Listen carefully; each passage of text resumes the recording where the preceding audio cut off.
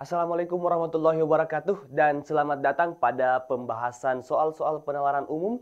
Nah, pada kesempatan kali ini bersama saya Ariel Furkan Aswar, kita akan membahas soal-soal yang berkaitan dengan penalaran umum untuk seluruh jenis materi.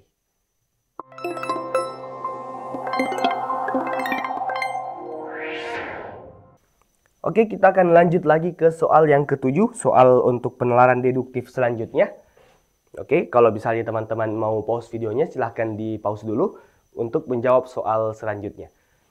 Oke, silahkan dijawab untuk soal nomor 7, silahkan di pause videonya kalau memang ingin dikerjakan. Kalau sudah dapat jawabannya, bisa dilanjutkan kembali videonya. Oke, silahkan. Oke, waktu habis untuk soal nomor 7. Ya, mudah-mudahan di pause tadi videonya ya untuk menjawab tipikal soal seperti ini. Nah, soal nomor 7 ini adalah model penalaran deduktif untuk materi logika kuantor. Nah, jadi materinya adalah logika kuantor. Nah, sekarang kita lihat apa-apa saja premisnya di sini. Premis pertama menyatakan bahwa tidak ada siswa sekolah A yang menyukai pelajaran kimia. Jadi, kita lihat pada premis pertama, kita punya pernyataan P. P adalah siswa sekolah A. Kita tuliskan saja dulu semua preposisinya yang menyukai pelajaran kimia. Kemudian katanya di kalimat yang kedua, beberapa siswa sekolah A menyukai pelajaran biologi. Jadi pernyataan baru, pernyataan R adalah biologi. Bagaimana cara kita untuk mengerjakan logika kuantor dengan mudah? Maka caranya adalah dengan menggunakan diagram yang namanya diagram yang sering kita lihat di matematika, diagram Venn. Jadi kita akan menggunakan diagram Venn sesuai dengan 3 preposisi yang telah kita dapat dan kita sesuaikan dengan pernyataan-pernyataan logikanya. Nah, jadi kita akan gambar lingkaran untuk P, kemudian kita akan gambar lingkaran untuk Q, dan kemudian terakhir kita gambar lingkaran untuk R.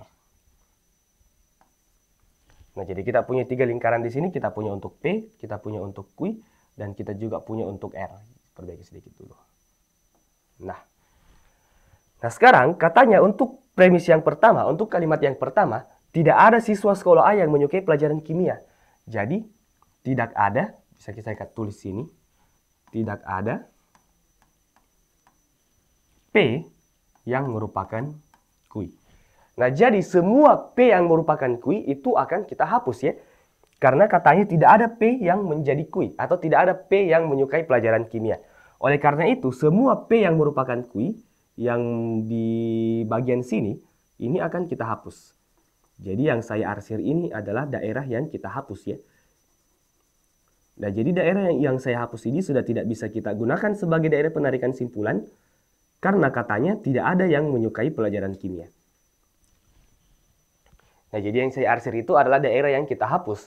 Jadi tidak akan menarik kesimpulan di bagian yang kita arsir. Oke, selanjutnya.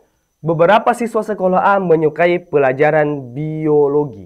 Nah, jadi katanya beberapa P, jadi ada atau beberapa P yang merupakan R.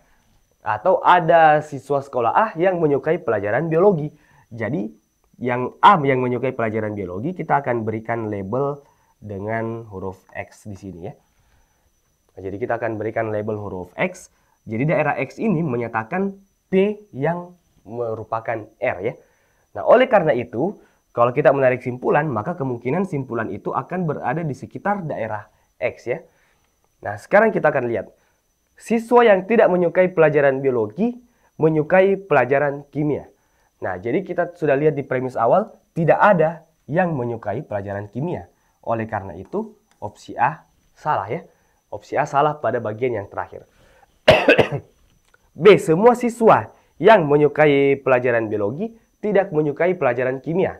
Nah, kita juga belum bisa pastikan ya. Kita juga belum bisa pastikan apakah seluruh siswa, kita juga belum tahu apakah siswanya sekolah A atau bukan, itu yang menyukai biologi itu tidak menyukai pelajaran kimia. Jadi kita tidak bisa pastikan apakah semua R ini adalah bagian dari Q atau tidak. Kita belum punya informasi, berarti opsi B salah juga ya.